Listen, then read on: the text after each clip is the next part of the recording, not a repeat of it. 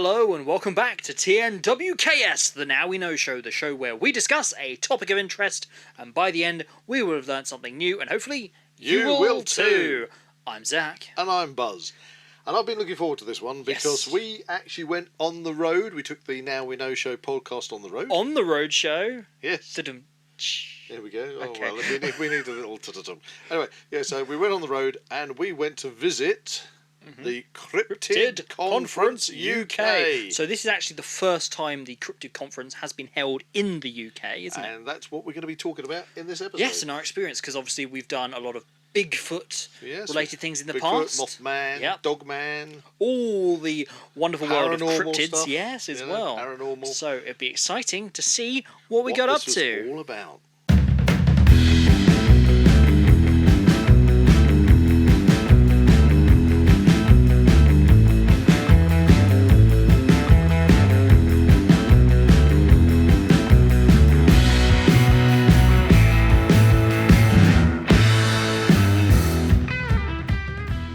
If you enjoy the Now We Know Show podcast, support Zak Wylde Productions on Patreon or join our members on YouTube for early access, ad-free content and exclusive episodes.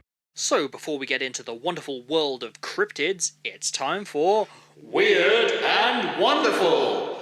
And the title of this one, is Cryptozoologist Bags Bigfoot Knocker. Ah, so this is very, very on topic, isn't it? This is very on topic. And it's also quite close to resist. home on this particular I say fact, I yes. couldn't resist, but we couldn't resist. No. Because this particular... it's something quite... I think it's exciting anyway. Yeah. Because I'm sure some people out there will think we're mad. Yeah, it's not something that happens every day, but we think it's both weird and wonderful. So we went to the conference, and we'll obviously get to that as we go, but they had a silent auction. Okay, and basically what that means is they had a lot of items. Kind of sum up. It was lots of signed books and photos of all the big names in cryptozoology. Yeah, one of the things that we'll discuss in this podcast is about a new documentary that is being made, and as part of that documentary, we had all like the big crypto names, especially the Bigfoot guys. Yes. So we had the 3 R's, didn't we? Yep. Which are Renee Holland. RPG, Ryan Golombesky, and Ronnie LeBlanc. Ronnie LeBlanc, which we've spoken about many times and had much fun over, because I'm Ronnie LeBlanc. Ronnie LeBlanc. That's what I'm saying. It sounds like something out of Hello Hello. Yeah, okay. Ronnie LeBlanc. Anyway, so the story. We got this... We were there, and there was this silent auction, and it got lots of items, signed photos, signed posters, things like that. But there was a Bigfoot knocker. Yes. Okay. A prop from the film, screen used. Screen used. And so this Bigfoot knocker had been signed by all the cast and crew and anybody. And we decided to put we put a punt in. Yeah, in the auction. Well, you said, go on, Buzz. Go on. So I went and stuck a punt. It would be a great, like, in the future, if we ever open like a museum piece or anything, it'd be great for that as well. So I put a punt in, and then somebody else put a punt in. Yeah. And then... It was kind of a small bidding war. Up until, like, the final minutes where we just... You went and nudged it. I went and nudged it just because. And then they announced the silent auction. By this point, I really didn't think we were going to get it. No. You're giving the game away now. Well, I mean, you said we put a punt in for this thing. Okay, and so we are very pleased to reveal that Zak won the auction. Yes, I did. And so he is the cryptozoologist Bags Bigfoot knocker. Yes, for those audio listeners out there, I am holding what is basically a bat. It's a softball bat. A softball bat, but it has been used for tree knocking to call Bigfoots. Yeah, so big feet. Well, that's interesting because you say that because they don't hop. Do they? That was one of the things that came up. Is do you call that is the plural of Bigfoot? Yeah. Bigfoots or big feet or big. Yeah. So anyway, so it's quite common. I'll just put it closer to the camera. So there you go. If you're on YouTube, if you're listening to this in audio, I'll probably put a picture up we'll stick a picture up on the we can make it channel pages and things. Yeah, we can make it the thumbnail. Yeah. Anyway, so well, we'll see. We'll see. But anyway, on here it is signed by all the big names that were involved in the project. Yes, and 3 Daniel. R's and Daniel on the end, just there. Daniel. He presented it to us. Well, me. I was on stage. You got video. I got video. That was really cool. Because Daniel, the documentary is all about Daniel. Yes, it's called Mythical Legends: My Bigfoot Life. All about Daniel. All about Daniel and his Bigfoot story. Exactly. Of hunting cryptids. Exactly. And of course, as any cryptozoologist knows, when it comes to Bigfoot, you hear about wood knocking, where the Sasquatch, Bigfoot, skunk monkey, yeah, rock apes. They tend to like to knock, whether it's communication, whether it's signalling each other. It's up for debate, isn't it? It's up to debate, which we're not going to debate right now, but the thing is, they knock it, and so they use these bats. I mean, you could pick up a piece of wood in the woods. Bang bat. It's a bang bat. Anyway, so you do not use bat with hard balls. Oh, there you go. Oh, hang on a minute. So you mustn't use it if you've got hard balls. Yeah, sorry. They've actually misspelt product here. Yeah. It's actually quite funny. It says product. With an F. With an F. Do not use this bat with hard balls. Product is designed for use with soft strike T-balls only.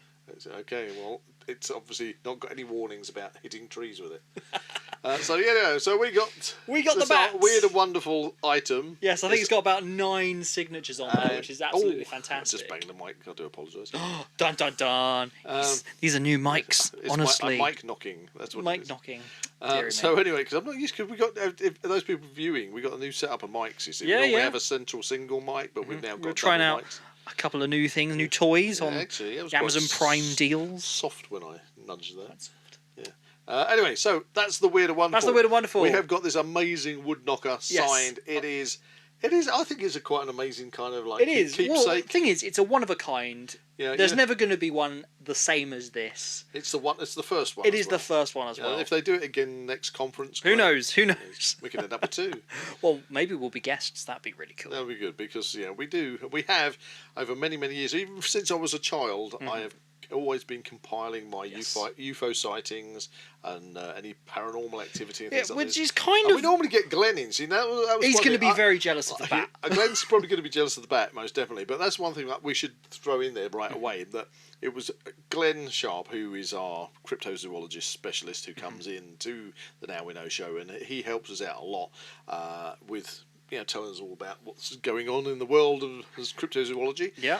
And he'd recommended the conference, and he was meant to be attending, but unfortunately, circumstances dictated that he couldn't make it. Much like Renee Holland, who was supposed to be there, but unfortunately she couldn't make it. And so, unfortunately, Glenn didn't come. Otherwise, he'd be in the studio with us now. Yeah, well, we did make an event of it.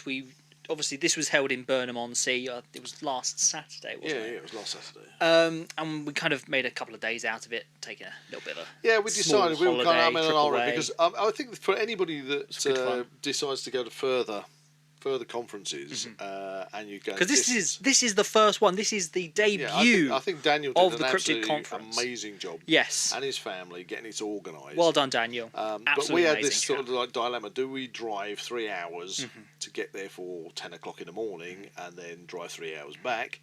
We decided no, we're going to hire a little place out, which we did, and I think that made all the difference. So I highly recommend it if you're going to go to the conference.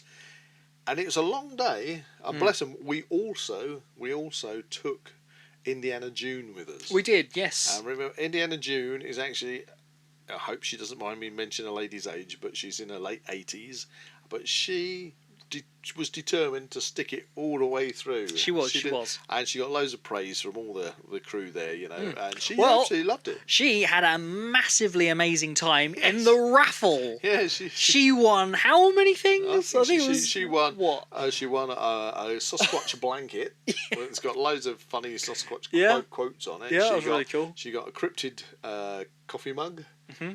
Big packet of biscuits, which I must say we kind of scoffed on the way back. Did you buy a t-shirt? I think she bought a t-shirt. She bought a Sasquatch t-shirt, Proper getting into it. which is great. There was something else you got there. It was something else in the back. Well, if you look to the back here, I got this Mothman signs. sign and a Bigfoot sign over there. Yeah, I got a Bigfoot sign as well. Yeah, yeah. Oh, why didn't we bring that up? Oh, well, for the podcast, honestly. With all sorts. But there's a tripod over there now. But I did bring up the leaflet. So the Cryptid Conference leaflet, has a list of the guests in there. So overall, we don't know what to expect because we've lived within the world of cryptozoology. Yeah. Kind of on the fringes, haven't we? As a father and son team for years, and you've grown up with. But we haven't really taken much of an active stance within the actual community. But we've always done things ourselves. Yeah. You know, we've always, especially we love to keep an eye out for any big cat sightings and things, especially in our area. Well, just. If you ever want any proof, just go to the podcast. We've talked about cryptids since the very beginning. I think Bigfoot was episode 7. UAPs, UFOs, as most people know them. As I say, I've kept records of those, my own sightings since I was a kid, and they do exist, and I have seen them. That is absolutely fantastic. My own peepers, and I can tell you. Yeah. And some of those, and again in previous podcasts, I've explained how I know that some of them probably were not extraterrestrial or anything like that, but they looked it, and it's telling the difference between the two. But there were other ones which were completely 100% not normal. Certainly something for the future that we can look to explore in our own research. So we've had a passion for this for years, and we always get Glenn in because we like to have a guest in that is a specialist, and Glenn's been an absolutely amazing specialist star. We've also had Sarah Downing come in to talk about vampires and werewolves. Yeah. And so we went to the conference thinking, okay, we've never actually been to a conference.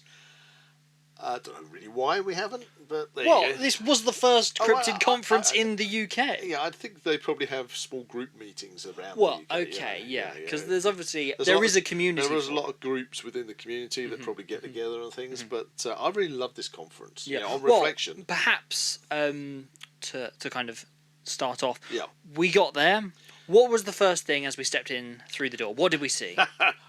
Bigfoot himself. Yes. There was a brilliant guy there who is like an absolute champ. I should have had his card here. It's Jack's Bigfoot, isn't it? Or something. It's the Jack's Bigfoot. Yeah, it's that's it. The Britain's only and first Bigfoot. I love that. He's got a brilliant suit. Brilliant Bigfoot suit. Honestly, if I had that suit, if I was him, I would be going out in the woods with that. I would go out in the woods. Well, especially in the UK, nobody's really going to shoot you. No, that's really. Don't go in the US. Don't do it in the US unless you really know there's no hunters around. But That'd be very brave to do that. In the UK, you could pull that one off. But that's the thing. You see, that is the problem when it comes to cryptozoology and things like Bigfoot, is because you don't know when something is a hoax or when it isn't. When a sighting is actually somebody thinking that they have seen something, and it's been an effect of the mind or something, playing tricks. Pareidolia was a big discussion point during this conference, which was really good. So you can scoff about cryptozoology in different ways. I mean, but that's the great thing about it. It's like so many avenues of discussion. Yeah, all these things. And so we went in there, and you had the. Would you call it the crew, the people who were organising everything, and they were really very friendly, approachable. But the other thing is all the guests that were there. All the public. It seemed like an absolutely fantastic community of people. Yeah, I mean, and that is absolutely so warm, commendable. And everybody was so friendly, and it was just like you were meeting old friends, even though these people you'd never met them before. Exactly. The two lovely ladies that were in front of us in the seated area. Yeah. They were giving June sandwiches and things and sharing their lunch with them. I didn't notice that at all. Yeah, they were sharing their lunch with Indiana June. And these are people from the opposite side of the country or whatever. They're from Wales, and they did message me, and we had a little bit of conversation backwards and forwards. So it'd be nice if it runs again next year, we can go back and see them. Definitely. So you had a sort of merchandise area where you had stalls. Because in this hall, it was kind of, I think it was like a sports hall. Yeah, it was definitely a sports hall. Yeah. It wasn't the biggest sports hall, but it was of a decent size. It was actually bigger than I was expecting. And this kind of marketplace, lots of different stalls there. It was very much in that kind of Comic-Con style of things where it's like rows and stuff would be like books and signings, and there was even like a live podcast area that was continuing throughout the day. That was the black and white podcasters, sort of like cryptozoologists. They do cover all this stuff. Well, I mean, on that point, talking about podcasts, I'm pretty sure throughout the entire event we took place in at least, or inadvertently took place in about 2 or 3 different podcasts. Yeah, because they had some live podcasts. Which were basically had all the audience on the podcasts, so which was actually really cool. I think it was all around the world, beamed across to America, and I think the Mythical Legends podcast I think they recorded that round table section where we're all discussing all the different all different things about Bigfoot and things, all the beliefs factors and things. Do Bigfoots come through portals and disappear again and have light reflective fur and stuff? It was fascinating. And I think that was a great thing with the conference because it covered so many different aspects of cryptozoology. It dealt with kind of what I feel is the real stuff. The big cat sightings, Bigfoot as a physical being, not some kind of supernatural or even interdimensional being. Alien thing came up. But it also went to what I would consider for myself the more extreme end, which did say, let's discuss, does Bigfoot go through portals? And they were saying, well, okay, this is fine, but why don't we suddenly have a portal open in the middle of Birmingham? Well, that was the thing, wasn't it? I think there is an argument to that, apparently, that something to do with geomagnetism of water and rocks, and I think that's potentially a bit far-fetched. But, they've talked briefly about the stone recording in the paranormal bit about ghosts, and, my opinion on stone recording. Yeah. So it's like, no, I don't think so. And, it was good though to see all those different sides. Well, okay. So, was there anything new that you hadn't previously considered that was discussed? What I quite enjoyed about it because they did discuss. I mean, Daniel, the organizer, he was in all the sort of newspapers in the UK, wasn't he? He was in the media because he actually found some eDNA of a great ape, which apparently was from a place within a 25-minute radius of this event. Yeah, so he got there, which is actually really exciting. So he collected some eDNA and he had that tested, and it came back saying that it was great ape DNA. Now that's very interesting. But then the discussion was, can the UK support a kind of UK, for want of a better word, a UK Bigfoot? And I think you had a lot of the speakers in the round table they didn't want to say no, but they kind of wanted to keep it open. But there was that one chap whose name escapes me for the moment, but he was you'd need at least 500 breeding community to be able to sustain that. So if we have a Bigfoot in the UK, I mean, you've either got to approach it from the perspective of how we see all groups of animals. You need a kind of a base amount to breed that aren't going to have, to have enough genetic material to be able to keep the species fresh, or you've got to look the other way and look kind of paranormal or supernatural or alien. I think that's the easiest way to kind of explain these things. If something doesn't fit into our classification of something being flesh normal. And blood, then you fly off to the more fanciful things and say that Bigfoot is an alien and beams in once in a while, but he always beams in somewhere where it's in the middle of nowhere where nobody is ever going to believe the person who's seen it. Maybe that's just because he needs the loo. Yeah, maybe. That was postulated. Yeah, it was postulated that who's coming out using Earth as a dumping ground, to put it bluntly. Oh no! That was a brilliant way of putting it. Most humans use it as a dumping ground anyway. So burn. Burn. Ouch. So yeah, no, and I think that was great because I don't like to scoff at people's beliefs or whatever they feel on certain subjects, and I think it's good to kick these things around. And sometimes you can kick these things around, and it can open new doors, new avenues you hadn't thought about. And for me, in one sense, okay. one thing that I hadn't really considered, I didn't really know much about, was this tree crosses thing. Yeah, well, that's where I was going to go. You asked me what I found very interesting about it, and it was the American. It was the Brian King Sharp, wasn't it? But also Gwendolyn Purcell. See, I'm just checking the names here in the leaflet, because they both flew in from the States, and of course in the States you have got far higher potential of having Bigfoot, Sasquatch. All these types of cryptids, all these different types of cryptids, but specifically Bigfoot. You've got the space there. And I've been to North Carolina, Tennessee, Virginia, and I've seen these huge forests like the Smoky Mountains and the Blue Ridge Mountains, and you can very easily say there are things that could live. Well, that's the thing. Over in America, of course, it's a confirmed thing that you're going to have these big cats. Well, of course. Well, of course you have. I mean, you're going to have these. In the UK, we're still kind of debating, even though you're getting sightings all the time of the big cats in the Beast of Bodmin Moor kind of thing. Classic. There's still no actual evidence, but in America, of course they have mountain lions. Of course they have big cats and things. Yeah. And that that's goes something I hadn't really previously considered. Hunters, shoot them. If I don't know what the laws are in America, but the thing is, they are there. They it's are a proven there. thing. Yeah. But they still don't have any conclusive proof of. At least hard evidence. Although you are getting more and more videos and things coming out these days. So it was really interesting for those guests, the American guests, to tell us about the stuff that they've experienced in America. And so to get lead of what you were saying is the tree crossing. We were getting, we had really quite a nice little sort of Excel presentation from, kind of discussing this point from Brian King Sharp. Brian King Sharp, who was showing us. He's bought some land. He used to be a police officer. When he retired from the police department, then I think he said he bought 88 acres of land or something like that. Didn't he?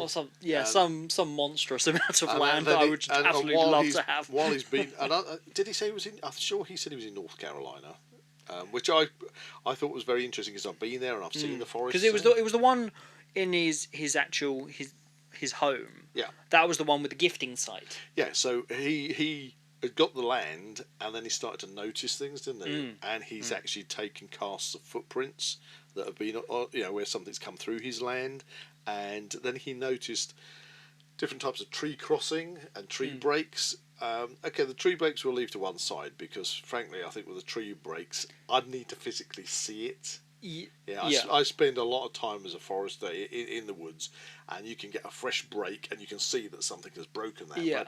But is it something that's broken it, or have you had a particularly bad storm? Or is something? It just natural causes?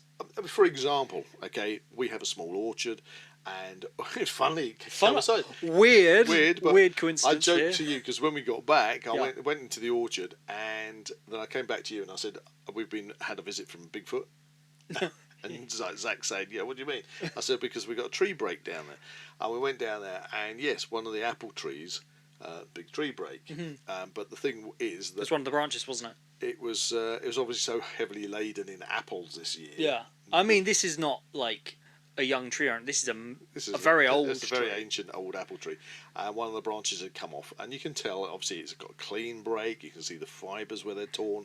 And obviously, it's the weight of the apples in this instance. And what we're saying about in a lot of the forests that we looked at, the photos we were shown, a lot of them were spruce, pine forests, things like this, where you don't have that weight of fruit, and they're very, very perpendicular on them.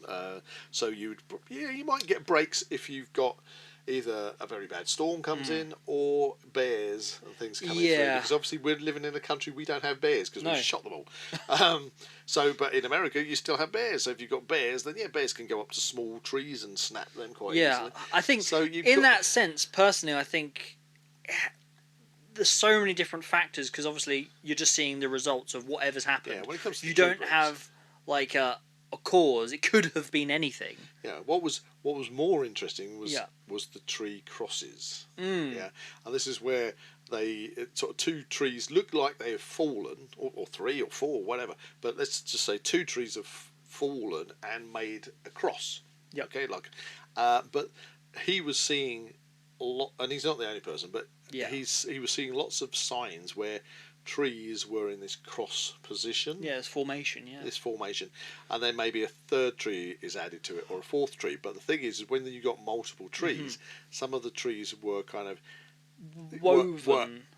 Almost. They couldn't have they hadn't fallen on top of the other trees. It had fallen, but it was on top and then under another. Yeah, and it's like, well, how naturally can this occur? You know, you can't just do this because they were seeming to be like the top of a tree wedged into the ground somewhere. Yeah, now there was two things that sort of jumped out at me in that presentation. How would that happen, and why would an animal do that? Yeah, well, there was two factors in that presentation, and I'm glad you brought that up, Zach, because you had the very unusual one where you had a tree that you could have easily said it was a tree that come down in a storm because the root ball was up in the air. Up in the air, yeah. But the top of the tree was jammed down a hole in a bank. Yeah. I wouldn't imagine a bear doing that. Yeah, that would literally, from the photograph we saw, something would have needed to have literally shoved the tree down the hole. Because I can't see how it could have fallen and gone in the hole. If that was an odd photo. Leaves a lot of speculation. And the other one was where they got a sapling tree, a reasonable tree, but it was still a sapling. But it had been bent right over, and then the end of it hooked under another tree. Yeah. So this is not going to be like the wind has blown it, because it's gone literally right over to the ground and been jammed under a tree and stuck in that arched position. Yeah. Which kind of, that one struck me as being an odd one as well. Well, that's the thing. I think in this case, for me, it's why, if anything, why would something do this? Is it some kind of messaging? Is it some kind of trying to create some form of shelter, potentially? Well, yeah, you get these kind of like, they call them, I don't know if this is the correct term, but kind of like Bigfoot nests or den type of thing, where they put stuff together. We didn't really see much evidence of that at the conference, did we? No. But these, if you're talking about these X's, they were more like kind of blazing a trail. You know, in the old days, you know, when you're travelling across country and you don't know where you're going, you would usually take a cut out of bark, which creates a bright piece of the tree. Yeah, it's called a blaze, and you can follow the trail of blazes. It's called blazing a trail, and at the same time, you know, you would have places in a forest where, in America, the Native American Indians would collect any kind of animals that they were hunting in the area. They would stick the skulls on a tree, right, or they might hang a bark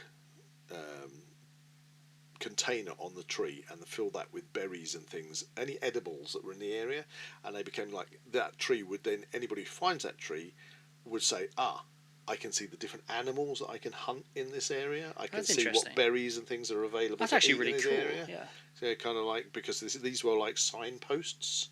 Yeah.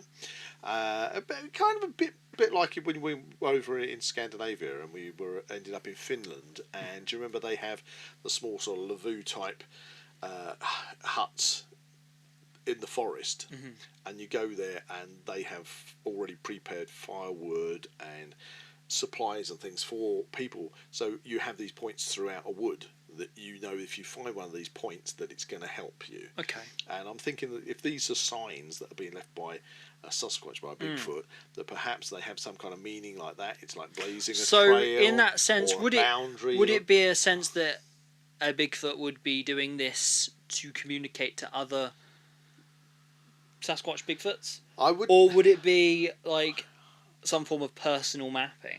Well, that's a good point. Because this is where these crosses and X's and things, these breaks, they all seem to be very varied in what they actually look like. Yeah, I'm going to leave the breaks for the time being, just because the breaks are exactly that. It's just a break, as a tree branch or a tree trunk break, and of course some people say, a human couldn't have done this because it's too big.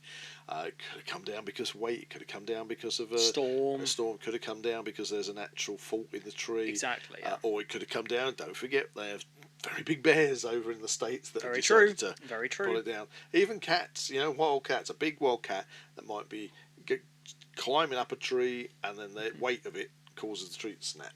Yeah. All sorts of things. So the tree breaks, I want to leave that for the time being because there are multiple factors involved in that. Yeah. But with this unusual formation of these signs, they could be a boundary sign, they could be a directional sign, they could be. I think what I need is to see where they are and map them out on a map. Take compass bearing.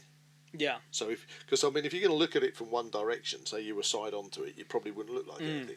Yeah. But if it is actually meant to be a visual symbol or sign, you would map it out from the best direction, looking at it, and do the compass points, and then check that with all other ones and see if there's some kind of correlation. That's See I wonder if anyone in the Bigfoot community's actually done that. To see if there is they are forming like a boundary or a trail, or a trail. If they kept going in one kind of direction. So there's factors there that need to be looked into, but also with the formation of these, being out in the woods, you get such a varied amount of different woodland, different timbers, things like that, that all react differently to storm damage and things. Yeah. That I'm very interested, after going to the conference and seeing this evidence presented, to go to places in the UK where I would say it's probably pretty unlikely that we have a UK Bigfoot. Okay, I'm just going on the principle of how many you would need, unless they're popping out of portals, how many of a species you'd need to breed and sustain a community. Yeah, because I think we're certainly in the mindset of Bigfoot, we would think would be more of a physical creature as opposed to this supernatural. Well, okay, so thing. Again, I'll continue with my train in a second. Going back to that though, would a space alien who has advanced technology, who is popping out of portals or beaming down, then they say, oh, actually, I think I'm just going to make a debris shelter or break some trees. There's two sides of a scale there, isn't it? That's primitive that's more of a primitive and action. Advanced, yeah. I don't think that they would. I think more of a primitive creature, maybe a highly intelligent but primate type creature like Gigantopithecus, like Glenn has suggested, may well do these kind of things. Yeah. Because they want to mark their territory. But I don't have to put that down necessarily to an interdimensional being thinking, oh, well, while I'm here, I'm just going to bend a few trees. Yeah. So what I'd like to do, going back to my train of thought, is go to forests that are very similar to the ones that we were looking at, which might be the Kilda Forest up in Scotland and places like that, and actually look and see if we can see the same kind of formations. Yeah. Because if you can see the same kind of formations, even you could even say weirdly, trees that seem to have fallen, but how could they have fallen and become interlocked? Way. Yeah.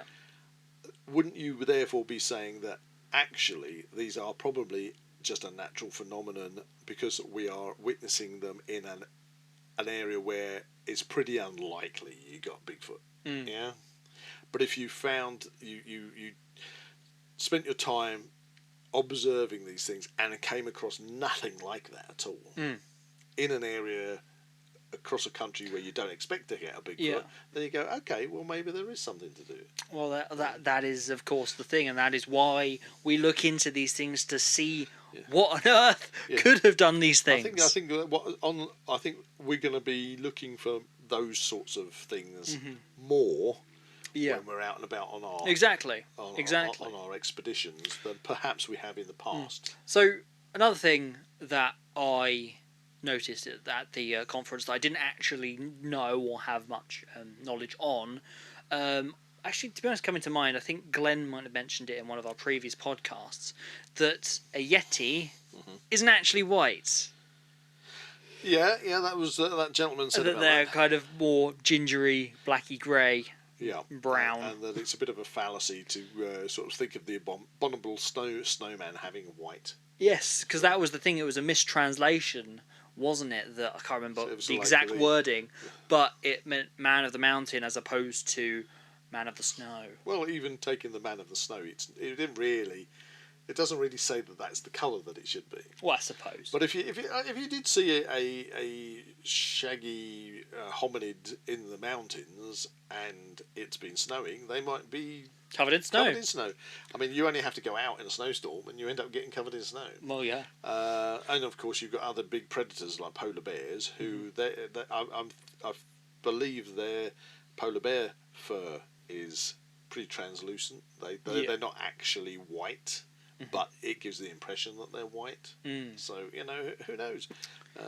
On that, okay. But like, if you go to one of the Diavolov Pass, yeah, the photograph of that is completely dark. You're in a snowy environment. So, so I don't know.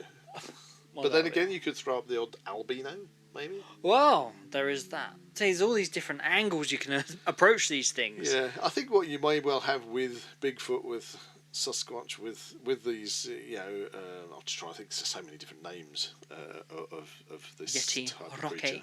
rock ape, skunk ape. Throughout wherever these vast areas of the world where they might exist, I mean, they could be very solitary, they could be very widespread, and very varied in the way they look. So, until we actually get any solid evidence, and the problem we've got now in the 21st century with things like AI and everything, literally you can stick video up.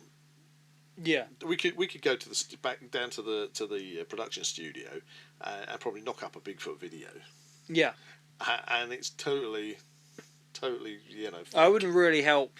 I don't think that would really help the proving of these things. What it does is it adds to the disbelief in it. Yeah, and I think that was one of the things that also came up, and I can't remember which was it was from one of the chaps in America, the very enthusiastic guy. Was it RPG? I think most of them were enthusiastic. RPG was the first live.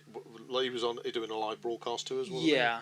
And he was saying what you got to do is you have got to suspend your disbelief when it comes to cryptozoology, because otherwise you're going to be sort of like battling to see your way through things. But adding all these fake videos and things, I don't think really helps. It makes it a lot harder job to do. Yeah, especially if you are an onlooker into this community, it just emphasises that fact of what a bunch of weirdos. Yeah, when you go back to the Patterson, and we don't want that. Yeah, but when you go back to the Patterson-Gimli film, I still feel that's very, very compelling. Even though afterwards, you've had the debates about somebody was saying that they were in a suit and they made, but the quality of the suit, the way that the hominid moves, and the fact that it was even a female. I mean, I don't think anybody doing a hoax would say, "Hey, let's put together a female Bigfoot costume." Well, there's so many factors on that point. I think that still stands out for me, that bit of footage. And I mean,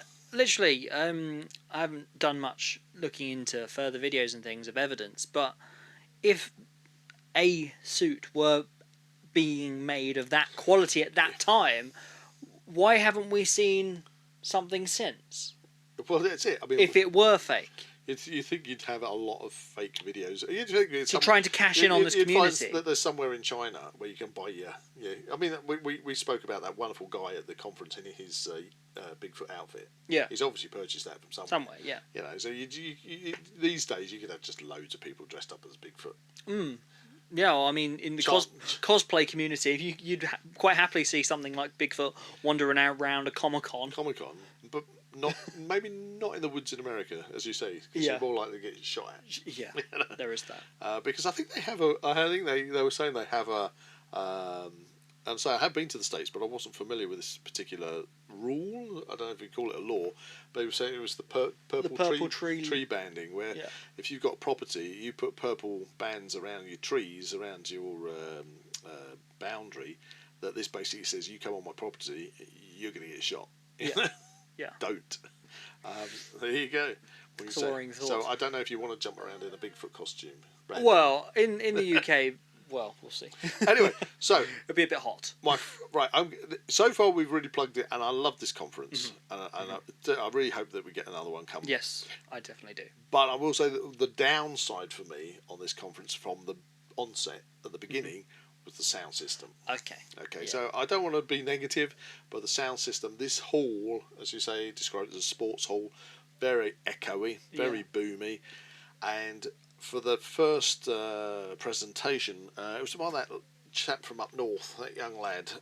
Just thinking, was it Harlem Jones? Yeah, I think that's it. It was very Harlem. He was very much on the if you big cats. I could just make out your input, Harlem, on what you were describing to us, because you were talking a lot about Cannock Chase. Cannock Chase. Cannock Chase. Cannock Chase and the trolls and the dark-eyed children and the dogman and the pigman and all this thing. It was fascinating, but the problem was the mic.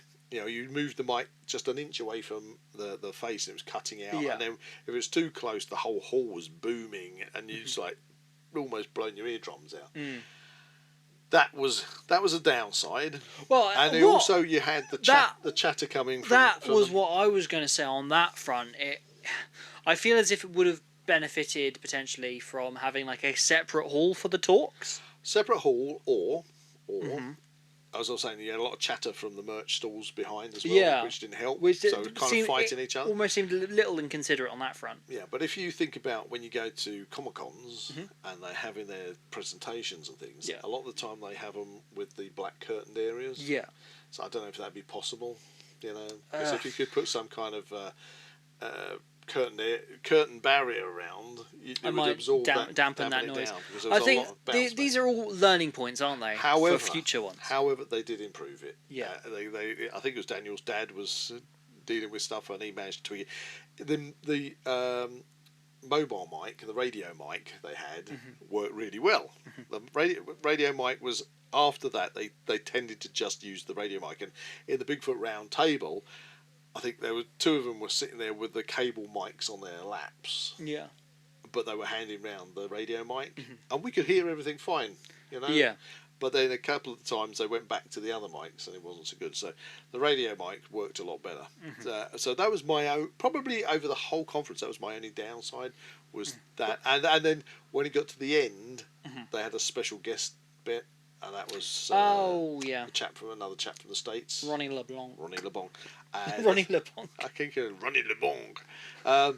The sound on that was just booming, and it was like, oh damn! I mean, I so wanted to listen to it, but it was just doing my ears in, So. Well, don't knock it too much. This is the first time they've ever done the conference in the UK. But this isn't knocking it. This is giving critical feedback, which knocking it. Yes. So. This is critical feedback, so that that things can be improved. Exactly. Yeah, okay. This is not. This was, as you say, the very embryonic.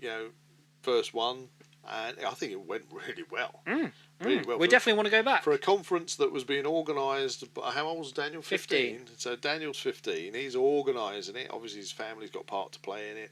And you've got all those special guests and guys flying over from America and stuff. There was a lot going on. Yeah. I am not knocking it in any way. I'm just saying that, just to hit the sweet spot with the sound system. So going back to like the topics that were discussed in the actual conference, another one that seemed to be quite a big one, which I hadn't really thought about or considered, was this whole orb thing. Yeah, I wonder if you could bring up the orbs. I was going to bring up the orbs because... Has Glenn mentioned orbs before? I think he has, but we haven't really talked much about the orbs. So the orbs, for those that don't know, are kind of these like small like balls of light. Dragon Ball Z! Maybe not that far. But there were balls of light that appear and then like disappear or move. Yeah, I mean, I've seen videos in unexplained places. I've seen videos of orbs that have been flying around fields and then going through a hedge and disappearing off and things like that. There's orbs that appear in people's homes. Well, that was one of the examples used by I think it was the lady. I think it was the lady there who was discussing it. And they mentioned the orbs. Somebody had mentioned orbs. It was a chap. And he saw it on like a shelf in his... Yeah, he was saying, because he said his wife had a healing bowl underneath where the orb... Recently, like, they had a fire there. Yeah, and she does... I think he's a Reiki master.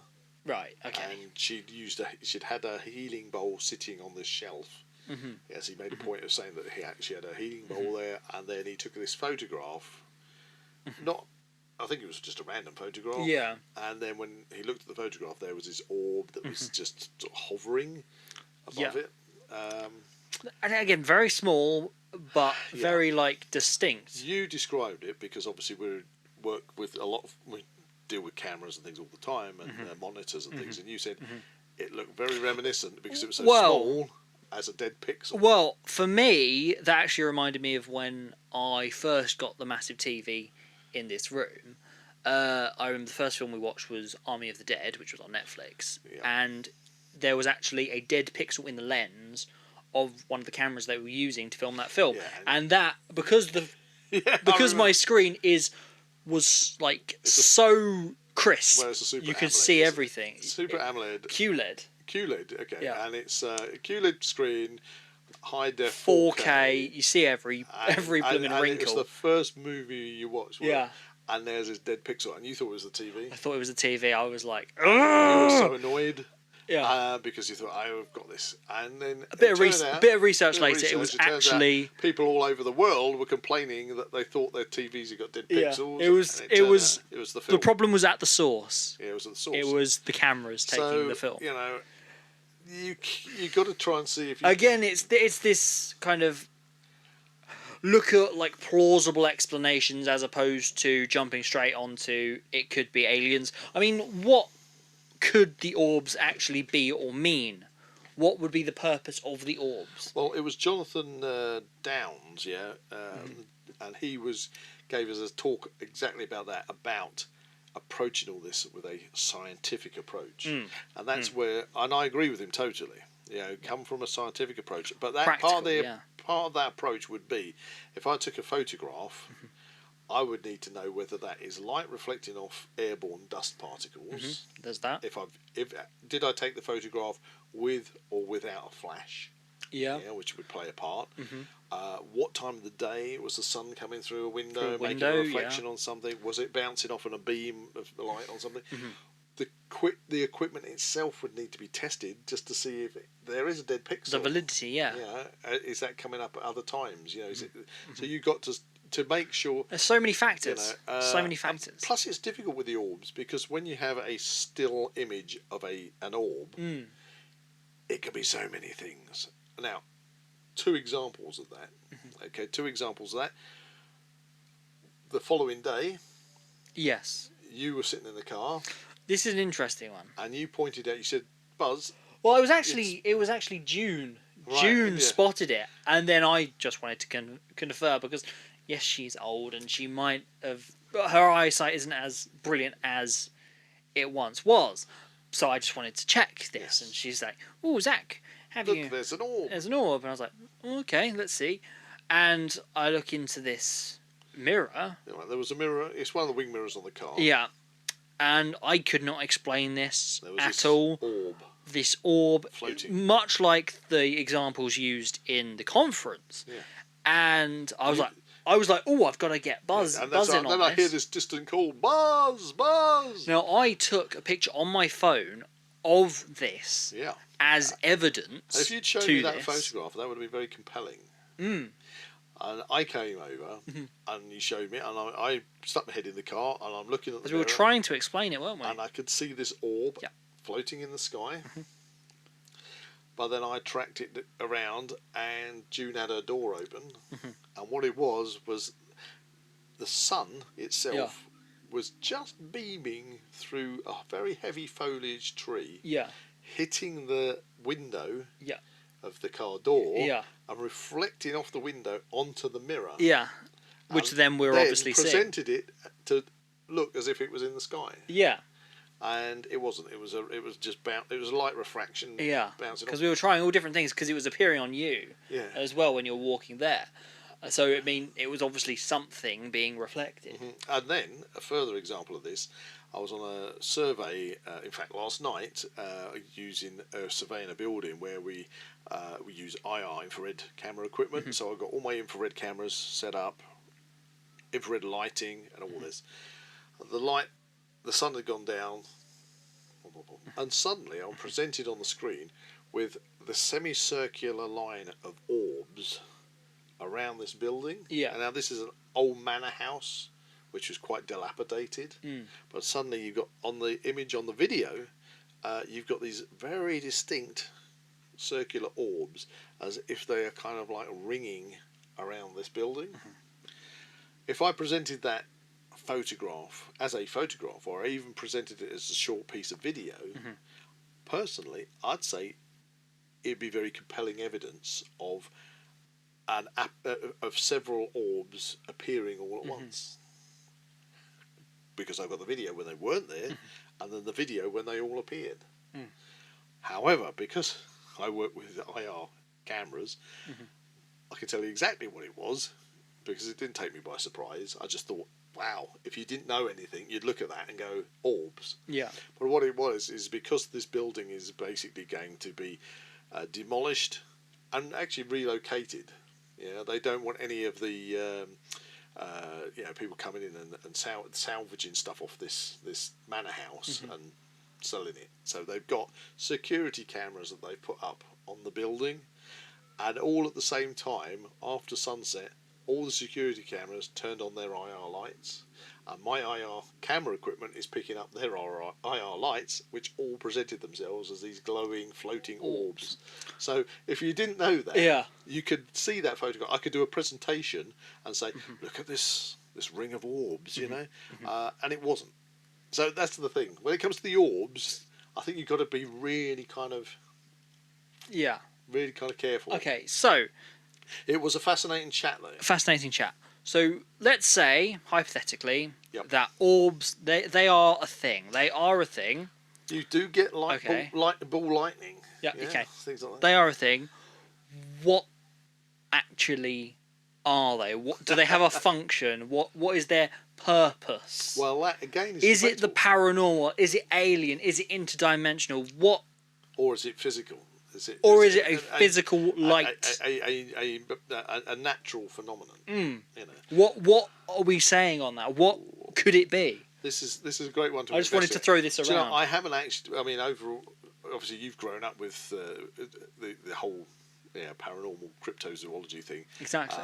And through all my time, I've never really looked into orbs anything more than just passing. Relatively, it's for me. I think the orbs is kind of something that I hadn't previously considered. Well, I think it's because I've seen documentaries on orbs. I've over many years people witnessing ball lightning and things.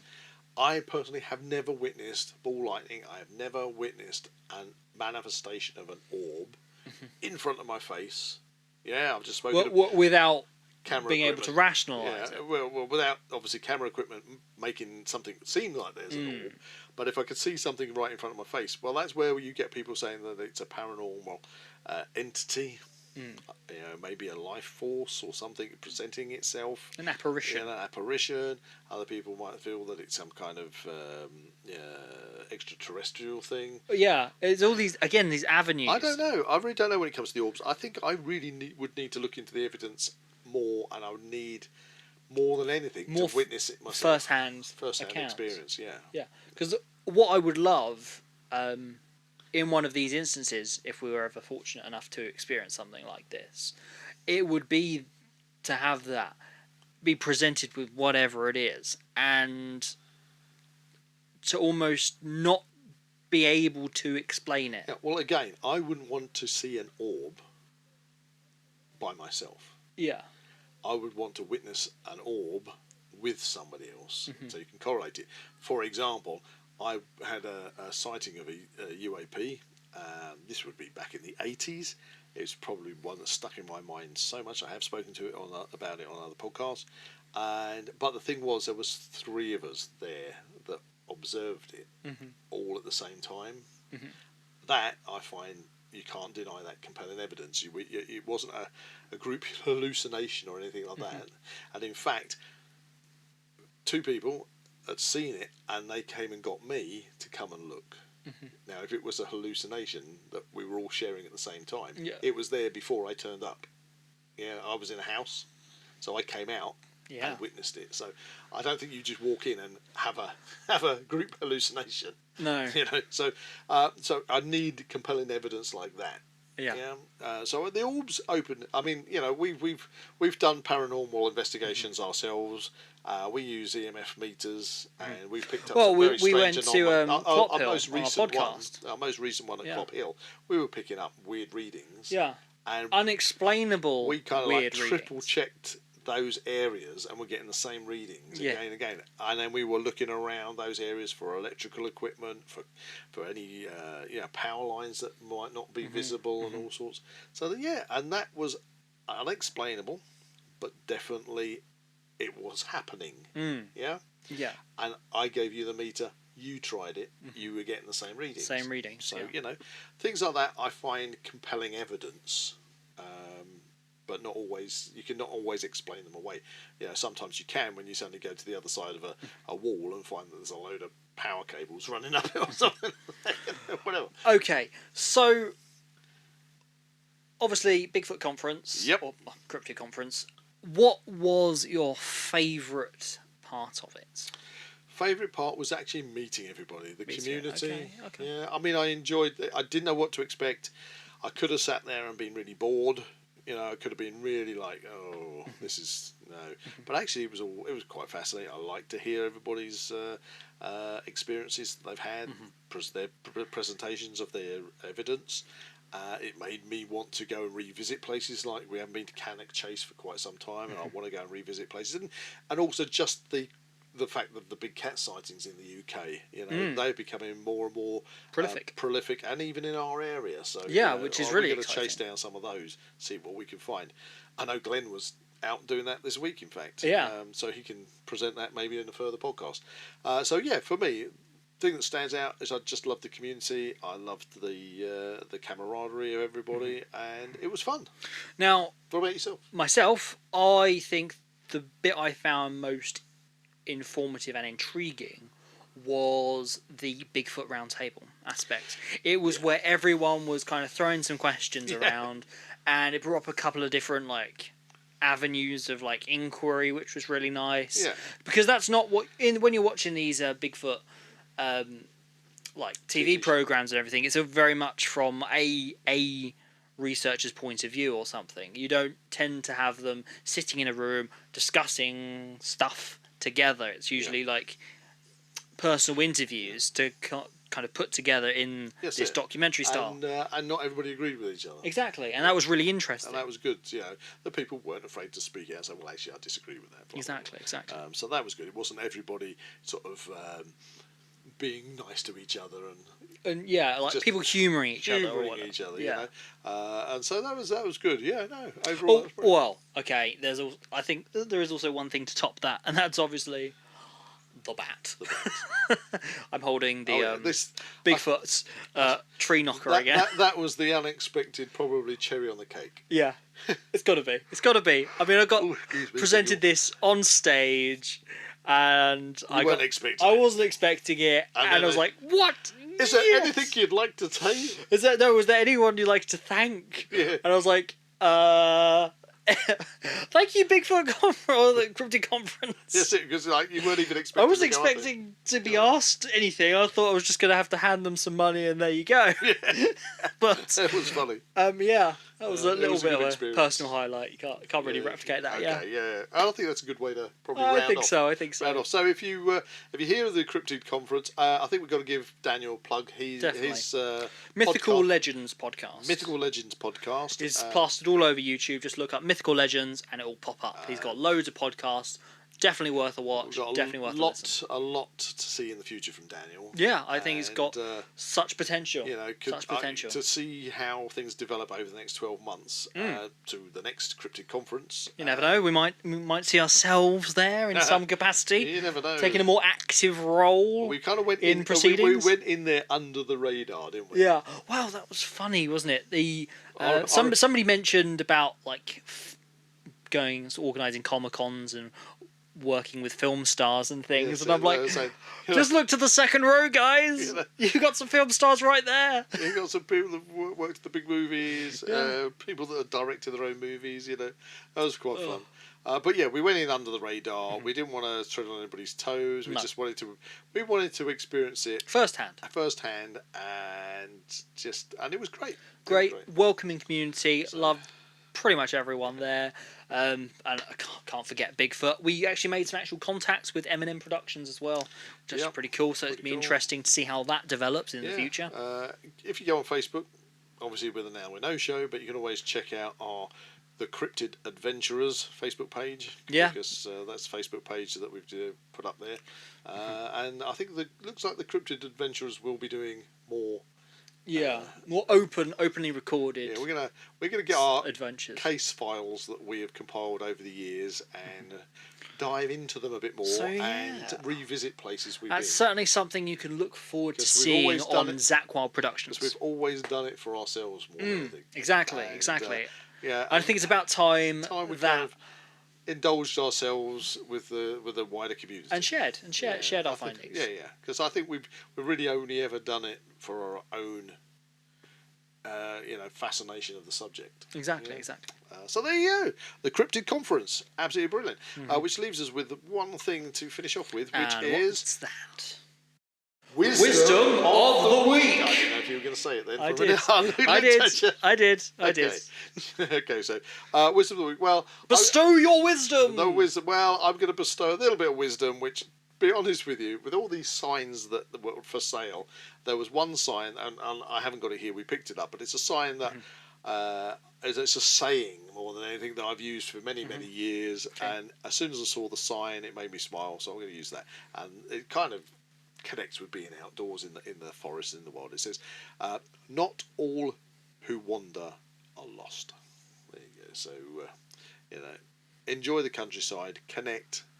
Nature is the best medicine. Get out there, and if you're into cryptozoology, keep your eyes peeled. You never know what you might see or experience. And if you see any orbs, let us know, or any big cat sightings. I mean, literally anything. Yeah, we would love to know if you have any sightings, if you have any encounters with cryptids, orbs, paranormal things, please let us know, because we would love to do a podcast on it. Come and discuss it on the Now We Know show. That would be absolutely fantastic. That would be brilliant. And then here we go. The world of cryptids looks brighter. Huzzah! Does. Thank you, Daniel. Yes, definitely. It's great conference. If you enjoyed this podcast, please like and subscribe to this channel and comment below any suggestions of topics or activities you'd like to listen to in future episodes. That's a big tree knocking goodbye from Zak. And a big I'm going to go and jump through my portal goodbye from Buzz. Goodbye. You can find the Now We Know Show podcast on YouTube, Spotify, Amazon Music and Apple Podcasts. Keep up to date with everything ZWP on Facebook and Instagram, or visit the Zak Wylde Productions website at www.zakwyldeproductions.com. And remember to join us on Patreon or become a YouTube member for early access content and exclusive episodes.